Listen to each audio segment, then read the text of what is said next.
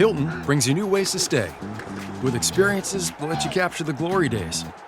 Introducing the Graduate Hotels. Each inspired by local college towns, these stays are always original and never boring. Get in touch with traditions all across the country and enjoy a stay that's a class above the rest. Book at Graduate Hotels with Hilton Honors Points at Hilton.com. It's a win-win. Hilton, for the stay.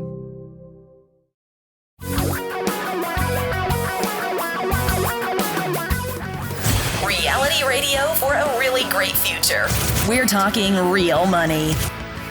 Welcome once again to the podcast, the video cast, the all-purpose cast. We cast lines everywhere. We cast aspersions. We cast off. We're castaways. We're casting to you on the podcast, the video cast, called Talking Real Money. And today, well, first off, I just want to introduce myself.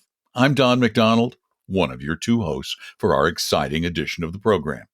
Over there in the room you've never seen on the video cast, it's Tom live from Aircraft Alley. You see, yeah, there's I cast a very wide aircraft net. Yeah, if that's okay. So that's better than casting aspersions, as I alluded to earlier. Yes. Well, we might get to that soon too. So we got the family wall. We need to do, by the way, just a little housekeeping, set keeping. Yes. Can you please straighten your darn pictures up? I know they're very crooked. Here's my personal take.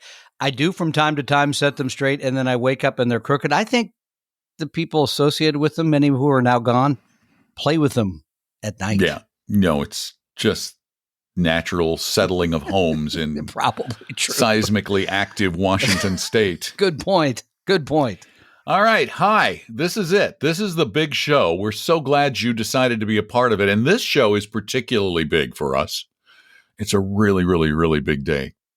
It's such a big day. It's a big day for Tom, but big day for me too, because often when we do the show from Tom's little home studio on Saturdays, we are interrupted by the leaf blower. Not just the leaf blower, the biggest darn leaf blower you ever seen. It's like 6 foot long or something at 9,000 whatever. We are interrupted by the killer leaf blower. Yeah, it's kind of, and we're almost at Halloween. And so I was really expecting it to be kind of like the Chainsaw Massacre thing with the leaf around blower the house with coming a leaf after blower. Tom.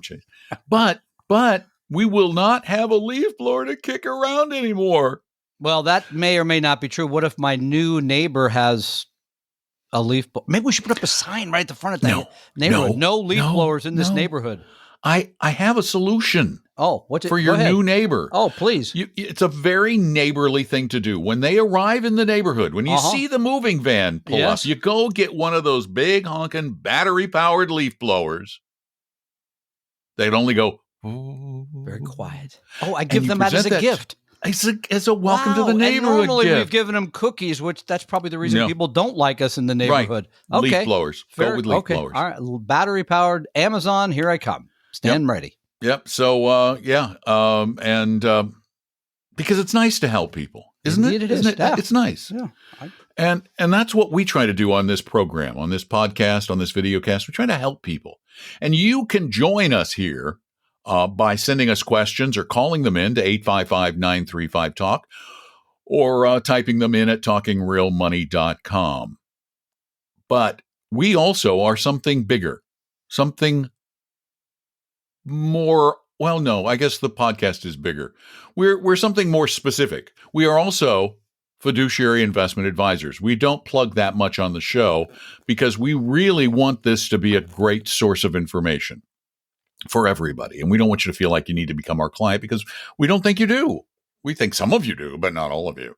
But many of you do need financial advice. And that's a big reason why we're here, because so much of the financial advice is so bad, and there's so much confusion about what financial advisors do. There was recently an article in the Wall Street Journal about what should you look for in a financial advisor. And so we decided to devote a big part of this episode to what the right kind of financial advisors should do, and what kind of financial advisor, what kind of financial advisor you should be looking for. Not those from Namibia. I said it right this time, right? Namibia. No, okay. wait. Didn't quite. No, Never mind. All right, never mind. All right, so but we go through some of this, so I don't want to spend too much time on it. But you should only yes, we do want to ever spend more hire, time on it. period, a 100% fiduciary advisor. That means it can't be somebody who's duly registered. That means they cannot sell insurance products because they are not 100% fiduciary advisors. That seems an easy one, and it's a small number in this industry, shockingly, because most people have conflicts of interest. That's one, right? Number two, truly the products that they use should be low cost index or index style mutual funds or exchange traded funds. Our portfolios, just to brag it up a little bit, this still shocks me. The average expense ratio on the exchange traded funds, 0.10. Let me say that again, 0.10. It wasn't that long ago when the average mutual fund was charging 1.0. I mean, right, so it's right. It wasn't that long reduction. ago. Yeah. I mean, so the products keep getting better and better, frankly. And your advisor, they could keep the same beliefs, but they should be moving along with those new products. No question about that. Number three for me, Don, would be have a third-party custodian. I don't like the idea of people handing their money off to others. You use the Bernie Madoff example, but for every Bernie Madoff, there's 200 others you never hear about, people that hand brokers their money, picking on brokers here, advisors, and the money disappears. If you have a third-party custodian, that does not happen. Now, the Wall Street Journal went into some other ideas about sort of, do you pick an advisor who focuses on the area you're looking for? I think that might make sense. Most advisors focus on retirement, which we think makes sense because that's when you need an advisor. Maybe you need somebody to help plan college or a general financial situation at age 40. But for the most part, tax planning. But let me give you the list. I came up with two lists, Don. You're going to love this. Two lists. Two lists. One list is the things. You're doing a lot more homework than usual. I know. I don't know why. One list is the things I think you should look for in an advisor. The other one is the things that I think people have a tendency to look for, but are wrong to look for. So, number one, I think this is critical. Your advisor should use the same strategy they have for probably over a decade. In other words, there's people that come along and they do this, they maybe a stock picker for a while, and then they try mutual funds a little bit, and then, I heard about this other new thing with some passive funds, so maybe I do a little bit of that, a little bit of something else. No, I want a person that's had a consistent belief for a long period of time. You and I have matched up for, 30 years. Gosh. Yeah, way long back. time. So, and our opinion has not changed. Now, again, as I've just mentioned, the product sometimes changes. I was going to the say, opinion, the concept remains the same. The means by which we implement it will change as better vehicles come along or easier ways of doing things that reduce the costs. No question. Here's another one that I think is reasonable consider. This relationship you have with an advisor should be personal. I think you should find somebody that you match up with, that fits your personality. But can I qualify that just a bit? Absolutely. Because a lot of people think of this as a personal relationship, and that sometimes is a problem.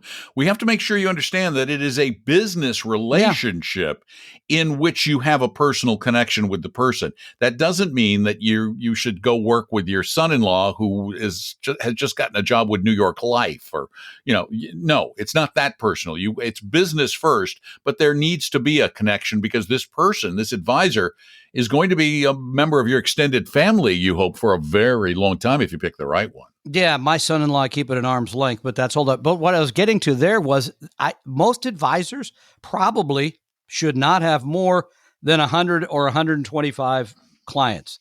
You start getting past that, and a firm I used to work at, I think somebody had like 250 clients. And I always thought, wow, how do you keep track of people? How are you really paying attention to their needs, of getting in touch with them regularly? That doesn't make sense to me. Here's another one I think you should consider. You really should work with an advisor who does not talk over your head. If I go into your place of work and you're working on whatever, you're going to know more about that than I am.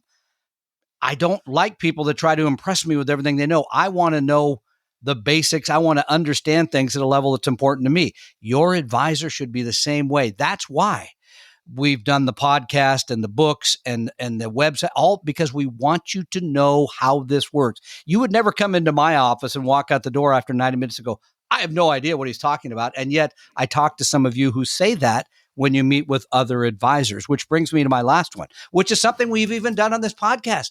And that is, we're willing to admit sometimes when we don't know everything. Your advisor shouldn't be the know-it-all. I don't know everything about Social Security or long-term care.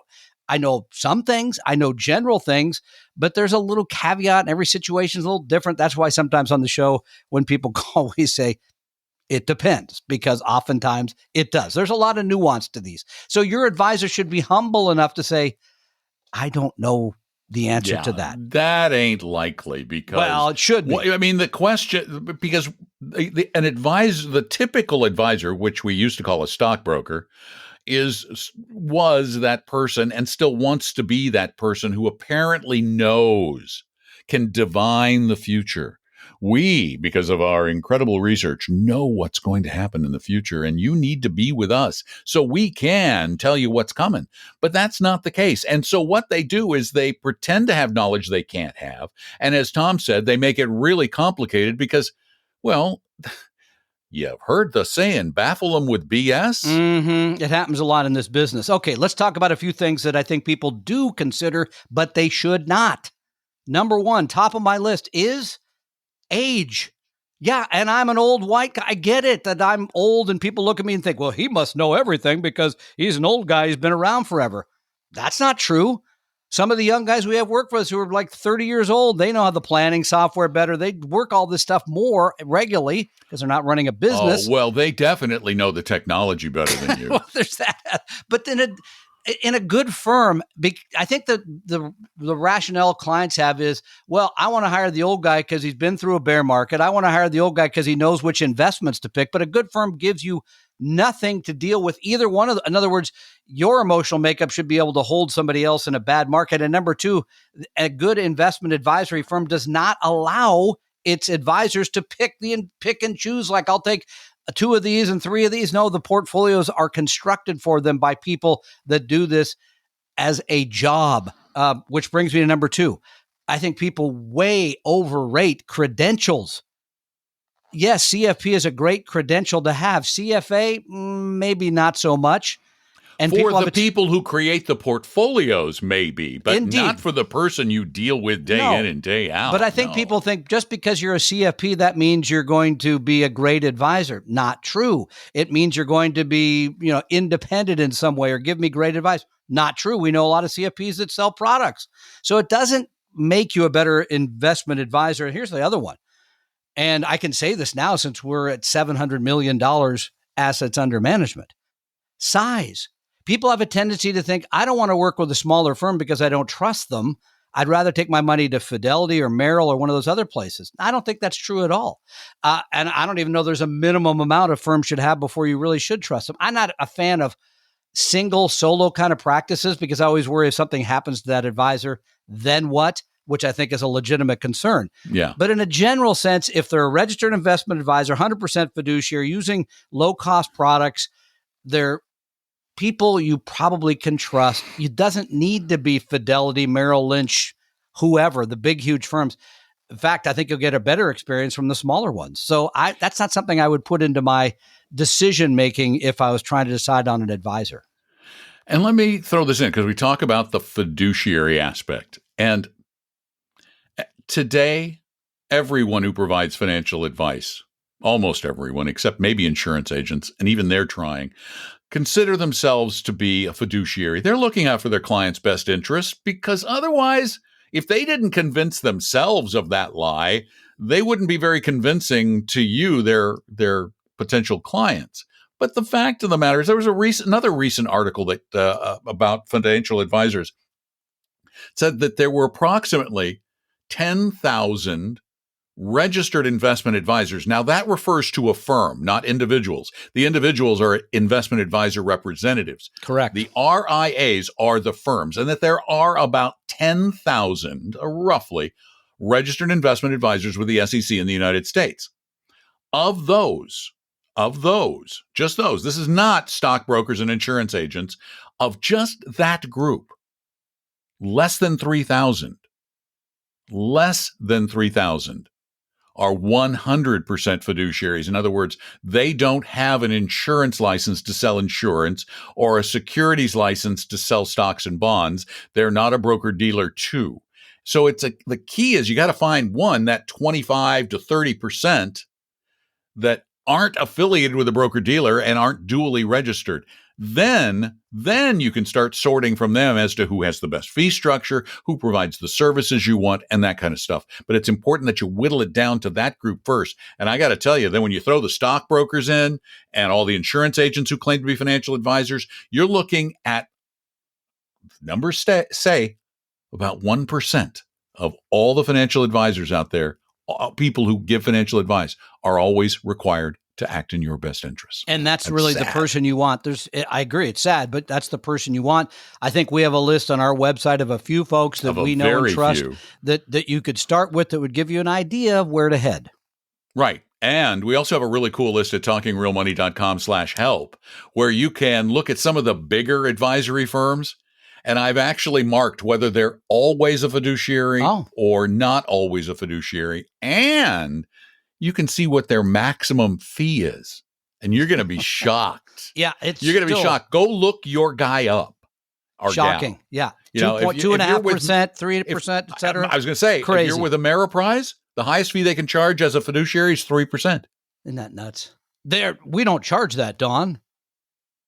Yeah, that's what they say, but it's in your ADV. Yeah, if you don't charge that, wouldn't it be a competitive advantage to put 1% in there? Indeed, it would. So, and again, I think that's a fair. That. I think 1 is fair. Anything north of that is too much.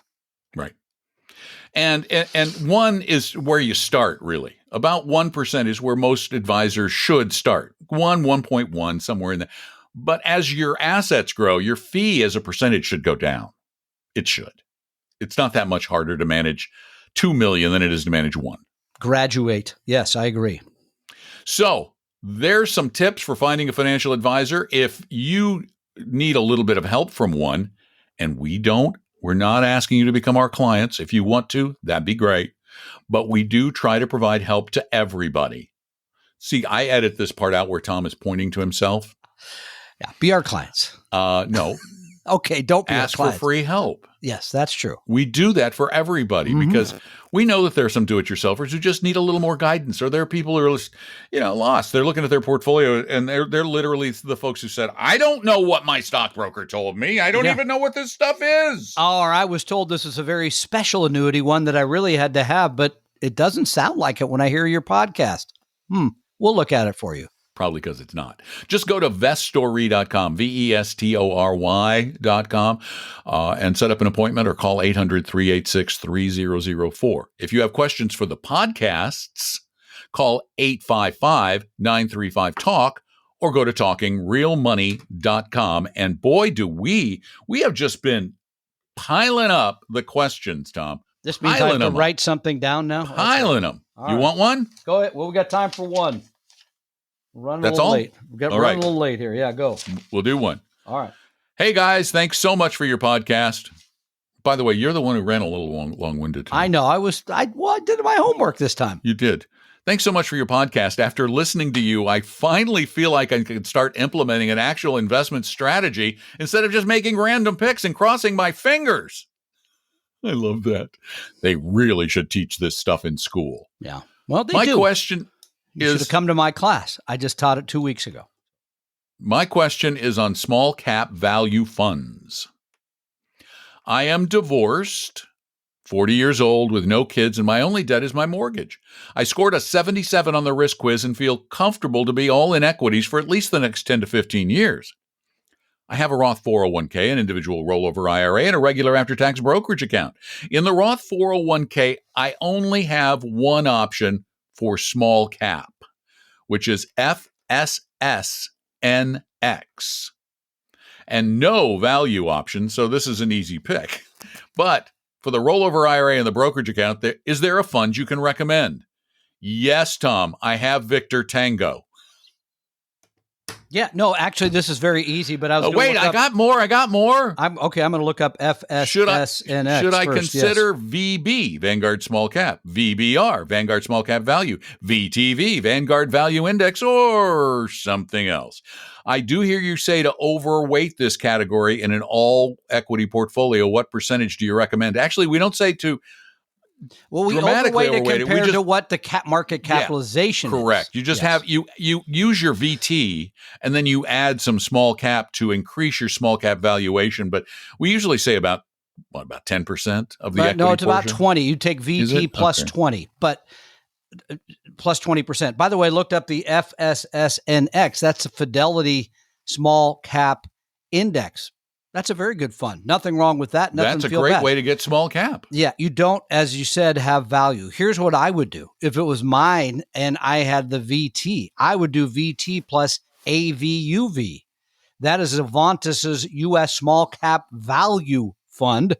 It is going to tilt more to value than I think any of the Vanguard small cap values will give you.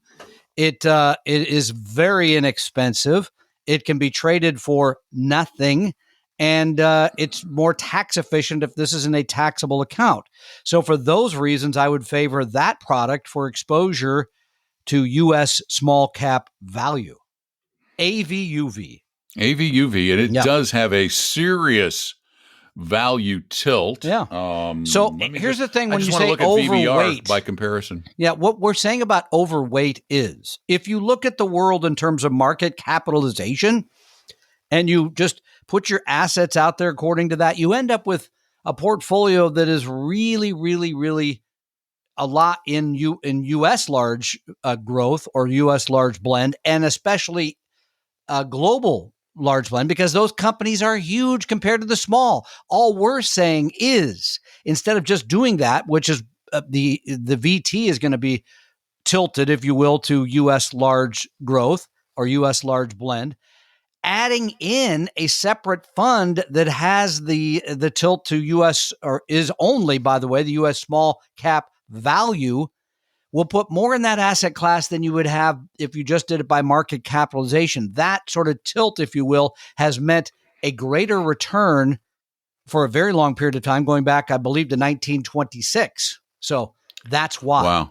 And AVUV is dramatically more heavily tilted toward both smaller and value. It's a smaller cap fund, and it's more of a value fund. But the only downside I see to AVUV, and I want to be real upfront about it, is the VBR has an expense ratio of 0.07%, 7 basis points. Yep. The AVUV, the Avantis U.S. Small Cap Value, is 25 basis points. Yep. So that's some friction to overcome. It is some friction. As you said, the tilts are stronger. They're in it. So therefore, we would expect that would make up for the additional expense ratio. We won't know that for many years. The fund hasn't even been around that long, couple of years. So it started in 19. Yeah. Yeah. So a couple of years. So yeah, I mean, and again, those are things fine at the edges. Your thinking is absolutely right, but I would be tempted to use VT plus AVUV to give you a little greater exposure to small and to value, certainly than you get in a sort of global index fund. And that does it. We're going to wrap this episode up because we did go a little longer than we like to go. Thanks for being a part of it. If you love what you hear, please tell your friends. Or anybody else you bump into. I just told my new pest control guy. He started listening. He did. Did it work? It didn't work. You're still there. The pest control guy didn't get the job done. Well, he says it could take a little while. Okay. Well, breathe in a little heavier, would you? Come on. And it's so funny because he called me and said, I'm coming by to do your service because I signed the contract yesterday. But he calls up and he goes, Don, just want to let you know, Don is always right. Oh, man. And what a bonus deal for you. So good for you. Actually listen to the podcast. Yeah, so tell your friends. Leave a review at Apple Podcasts if you love us. Subscribe at Apple Podcasts if you have Apple Podcasts, because that really helps boost us in the rankings. And take really great care of yourselves. And we'll probably be back here tomorrow with another podcast, maybe even a video cast if things go well. I cannot guarantee the video casts because too many things go wrong with syncing audio and video. This is new technology that we're using, and it can go weird on us. But thanks for being there. Take good care of yourselves. I'm Don McDonald. Over there is Tom Cock. We're hanging out all the time in Tom's little airplane room, talking real money. Talking real money. We hope you realize that the information provided on Talking Real Money is for educational and hopefully enjoyable purposes only. Providing personalized financial planning or investing advice takes time, so please consult with a really good fee-only fiduciary investment, tax, or legal advisor. We know a good one. Investing must always involve risk. In other words, you can and probably will lose money at times. Also, as much as you want it, no one can accurately, consistently predict the future. So past performance doesn't tell you a darn thing about what the future will bring. Unlike many other programs that say something similar, Talking Real Money is not trying to get you to buy or sell any financial products or securities. Instead, the program is provided as a public service by Vestry, a fee-only registered investment advisor. Thanks for listening, and please visit talkingrealmoney.com for more information and disclosures. Are we done now?